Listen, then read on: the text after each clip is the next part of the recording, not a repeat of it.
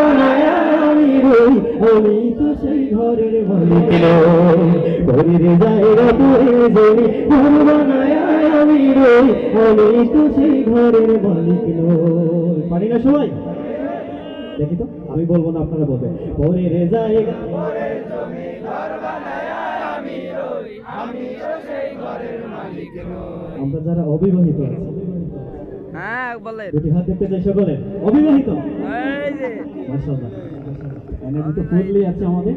তো সেই জায়গা থেকে আমরা যারা বিবাহিত তাদেরকে একটু দেখাই দিতে চাই। হ্যাঁ, আমাদের কণ্ঠ একটু দেখাই দিতে চাই। সবাই একসাথে বলবো আমরা, ঘরের জায়গা পরে জমি ঘর বানায় আমি রই, আমি তো সেই ঘরের মালিক নই।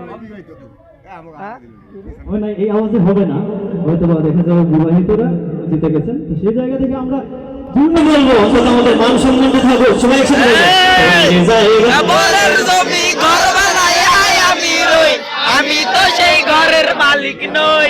ওকে, এবার যারা বিবাহিত আছে আমরা সবাই একটু ট্রাই করবো। হ্যাঁ, ইনশাআল্লাহ। আচ্ছা বিবাহিত যারা দেখি দুই হাত দেখতে চাই সকলে।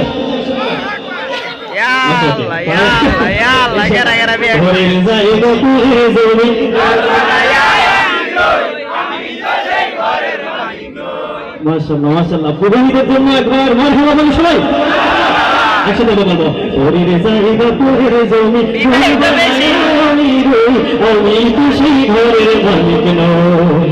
ঘরের জায়গা পরে জমি ঘর বানায় আমি রই, আমি তো সেই ঘরের মালিক নই। নই নই গো, আমি তো সেই ঘরের মালিক নই। ঘরের জায়গা পরে জমি ঘর বানায় আমি রই, আমি তো সেই ঘরের মালিক নই, আমি তো সেই ঘরের মালিক নই। সেই ঘর খানাদার জমিদারি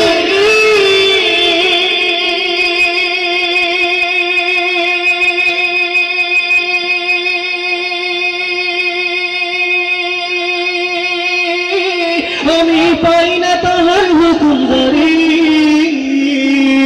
সেই ঘর খানাদার